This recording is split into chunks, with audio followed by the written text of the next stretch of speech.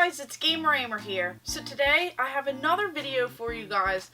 This is going to be part 1 of a recap of the Southeast Game Exchange convention that I went to over this past weekend or so.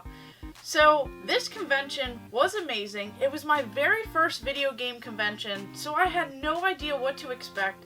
I didn't know who I would see there, what would really happen, and I was just overwhelmed. So let's go ahead and take a closer look at this footage.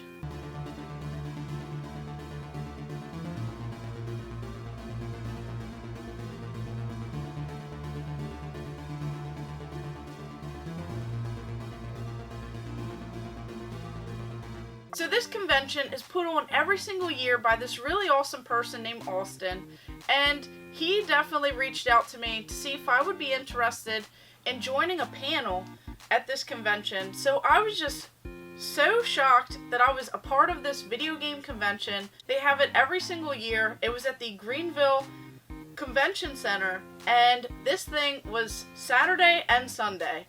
So I knew, being about 8.5 hours away, I would have to leave Friday night and hopefully get there just in time to sleep a little bit and then attend this video game convention all day.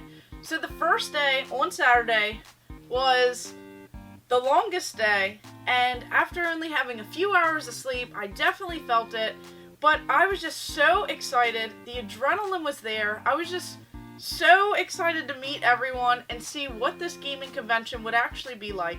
So of course, on the first day, it opened up at about 10 and it went to 6. But if you were either a special guest or one of the vendors or something like that, you could go in at 7 a.m. So of course, bright and early, I decided to go there with my buddy, Blips and Pips. So check out his channel as well. I'll definitely be dropping some links below in the description of everyone that I met there, and just all these awesome channels that I got to finally actually meet the people who make these channels. So this is really cool. This was such an amazing time.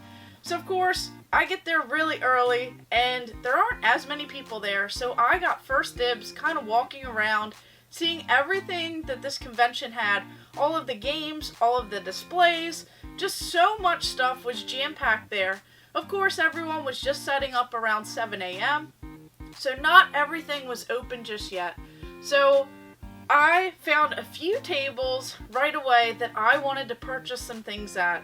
So of course, after I made my rounds quite a few times just to kind of go over everything, I got to actually see that really awesome part where they have those arcade machines, and this was my chance to actually get to go in there before a lot of people decided to go in that section. They had some really cool computer areas as well where you could just sit down and play some games.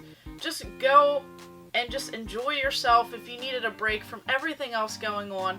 And this day was more so of the day where I got to meet everyone, maybe kind of look out for some things that I possibly wanted. As I went in there looking for 3 particular items, I did actually see a couple of those items on the first day, but unfortunately they weren't willing to separate them. So right away, I knew at this video game convention that I would have to try and find some items that I don't see very often. Some of those items that I just wouldn't have another chance at, or ones that I have been looking for quite some time. So I really wanted to find one of those Jungle Green Nintendo 64 Donkey Kong boxes. I had one of those console boxes when I was a kid, and unfortunately it got damaged in the basement. It had some water damage, so I had to throw it out. So I would love to have one of those again, but everyone that I saw that had one would not separate it, and I already have the console, so I didn't want to spend that extra money on it. So I was looking for a loose box, but I did not actually find that. And then I really wanted to find one of those Panasonic 3DO light guns, those orange light guns for all of those light gun games. That's one gun that I did not have in the game collection. And I went around to every single table the first day, and I did not see it. And then I was looking for a Dreamcast controller, but I wanted the Sega Sports Edition. So that black controller with the Sega Sports logo on it. And I did find one, but the guy was not willing to separate it from the system. And I already have the system in the collection. And I already have one of the controllers. I just needed a second one for my Dreamcast kiosk that I have. So that was pretty disappointing right away, but I did not want to lose out hope, as I had found tons of other items. If you guys already saw in a previous video, you know that I picked up that Nintendo DS neon sign right away. That was one of the first tables that I definitely drew my attention to, as they had some really awesome store displays. They had some other lights. They had the Xbox 360 little light that they had complete in the box. That was pretty awesome. There were tons of tables that had kiosks and store displays. One that drew me in was that Super Nintendo kiosk. There was one particular table that had that. Of course, the guy was offered over $6,000 and he said no, so I knew that was definitely out of my price range. But I would love something like that in the video game collection one day. Then I did see a full size with the little base as well of the PlayStation 1 kiosk. That was just amazing to see. That guy had tons of store displays, so I knew that I would talk to him on the second day, as I was definitely excited to hopefully walk away with some video game store displays. So right away I saw this really awesome table, and they had quite a few items. So I made some of my first purchases other than that Nintendo DS neon sign. So of course I saw this really cool lunchbox. So this one is Atari. It says Missile Command, Asteroids, Yars' Revenge, and Warlords for the Atari. It says right here 1983. And this thing is just so cool. It's something that I had not seen before, and I really wanted this lunchbox for my little retro corner. And then when I opened it up, I saw that it had this really awesome thermos as well. So this thing came complete with this lunchbox here, and it even has a thermos. So this thing is just so neat, and just something that I did not see every single day. So I knew that I had to come home with this, and I knew that this would look great in my video game collection somewhere. Then next up, I saw this lunchbox. So of course we have this Nintendo Super Mario Brothers lunchbox. It says 1988 Nintendo of America. So of course we have this really cool image on it. This will look great on display. And this one also had the thermos as well. So this is just so cool. It says Nintendo Super Mario Brothers. Has this beautiful picture all across it. 1988 Nintendo of America. So I thought that this was really awesome as well, and I was so shocked to see both of these for so cheap at this convention. And then the guy even had this little handheld. So this right here is this Midway's Pac-Man little tabletop game by Coleco. I do actually have one of these in the collection. I just didn't know if this one looked a little bit better than mine that I already have, and I figured for the price I had to pick it up, as I didn't know if someone else would need it or what I would actually do with this just yet. So I thought that this was really cool. So I was actually able to make a whole bundle deal on all three of these items at that first table. So I was just so excited. I kept running out to the car. I would put everything in the car that I already purchased, like the neon sign, all of this stuff. My buddy was finding all kinds of cool stuff. And then everyone started coming into the convention, so I met tons of amazing people. I was really excited to meet all of the people that I was going to do a panel with at 11 a.m. So that was just a little bit after the convention opened. There was still a huge line, so I got to do that really awesome little panel that I already posted a video of with Lady Lacey from Do You Nerd, JLove81, and Zap Crystal.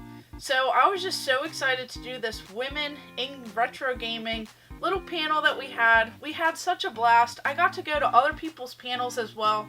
I met some really cool people that I follow and that I talk to pretty often, like Retro Rick. I got to meet Andy from Pac-Man Case. I got to meet so many amazing people. I even saw Riff, and I got to meet just some amazing YouTubers, amazing content creators, just so many people, even the guys over at Gaming Off the Grid. There were just so many cool people, like Steve as well from his channel. There's just so many people. I'm sure I'm drawing a blank, so I will put everyone in the comments below. And I just had such an amazing time there.